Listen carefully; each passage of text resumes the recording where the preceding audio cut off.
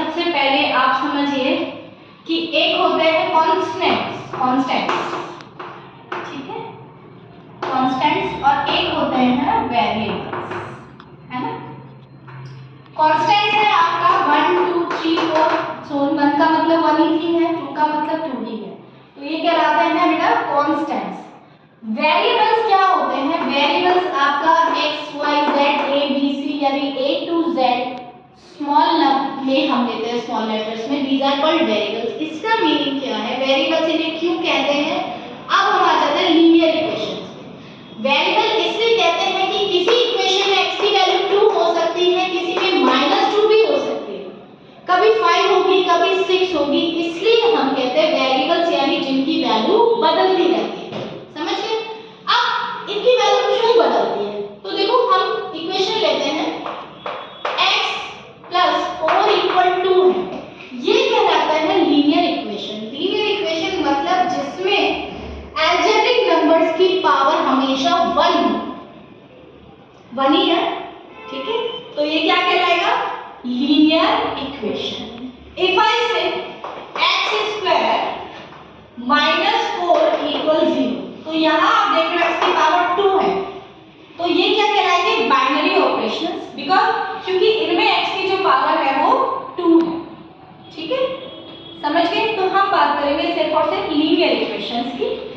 देखो अब x की जगह पे आप y भी लिख सकते हो, ये हमारे पास इक्वेशन है, हमें किसकी वैल्यू चाहिए बेटा? x की। जितने भी अलजेब्रिक एक्सप्रेशन है या अलजेब्रिक नंबर्स हैं उनको आप लेफ्ट हैंड साइड में, इक्वल के इधर जो पार्ट है वो आपका कहलाएगा LHS, इक्वल के उस तरफ जो आपका पार्ट है वो कहलाएगा RHS। तो आपको जितने भी अलजेब्रिक एक्सप्रेशंस हैं, अलजेब्रिक नंबर्स हैं, उनको कहाँ रखना है? लेफ्ट हैंड साइड में। यहाँ आपने रखा तो आप यहाँ पे x को यहीं रखिए, ठीक है, 4 को आप उस तरफ ले जाइए, ठीक है। जो भी आपके कांस्टेंट्स हैं उनको कहाँ ले जाना है? RHS पार्ट में। ये हो गया LHS लेफ्ट हैंड साइड और ये हो गया RHS राइट हैंड साइड, ठीक है। अब ट्रांसफर करिए, 2 तो आपका ऑलरेडी है, जो आपका पहले है वो पहले ही लिखना है, जो आप इधर से इधर ट्रांसपोज कर रहे हो उसको बाद में, तो 4 आपका इधर जाके माइनस। ये चीज ध्यान रखना कि आप इक्वल के इधर जब भी ट्रांसपोज करते हो तो जो प्लस वाली टर्म है इधर जाके माइनस हो जाएगी, ठीक है, माइनस वाली टर्म इधर जाके प्लस हो जाएगी, ठीक है।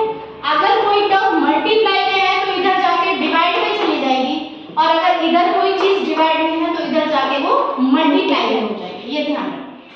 अब यहाँ पे देखिए x की वैल्यू क्या आ गई? 2 - 4। Yesterday I have discussed to कि अगर एक टर्म 2 के सामने कुछ नहीं है, प्लस है, एक टर्म प्लस है, एक माइनस है, तो हम क्या करेंगे? सब्ट्रैक्ट करेंगे, 4 में से 2 चला गया 2। अब साइन कौन सा आएगा? बिग टर्म का। बिग टर्म कौन सी है? 4 के सामने क्या है? माइनस, तो हम -2 लिखेंगे।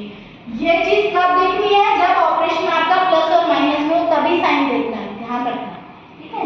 मान लीजिए अब हमारे पास कुछ और होता है, ये तो प्लस माइनस की बात हो गई है, x × 2/3 = 4। दूसरी पॉसिबिलिटी ये है, ये तो प्लस माइनस का हो गया, दूसरी है। अब यहाँ पे ध्यान रखना, इनवर्स सेट लगाना, बिकॉज यहाँ पे इक्वल आ रहा है। अब x तो आप रखिए, इसके साथ में जो भी नंबर्स है उसको क्या इधर ट्रांसपोज करना है, तो 4 हमारा ऑलरेडी लिख दीजिए। अब यहाँ देखिए 2 इसके साथ मल्टीप्लाई में है, तो 2 जब मल्टीप्लाई में है तो इधर जाके क्या हो जाएगा? डिवाइड में, ठीक है।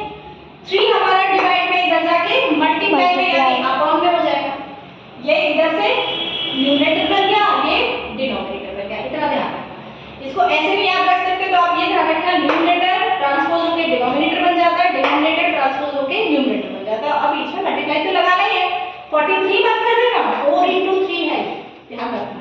तो आपके पास में क्या आ गया? 4 के नीचे कुछ नहीं है, 1 लगा लीजिए, 2 से ये कैंसिल हो जाएगा, तो आपके पास में क्या आ गया? न्यूमरेटर में 2 × 3 और डिनोमिनेटर में 1 × 1, तो आपके पास क्या आ गया? x की वैल्यू क्या आ गई बेटा? 6। समझ गए? तो this is called linear equations.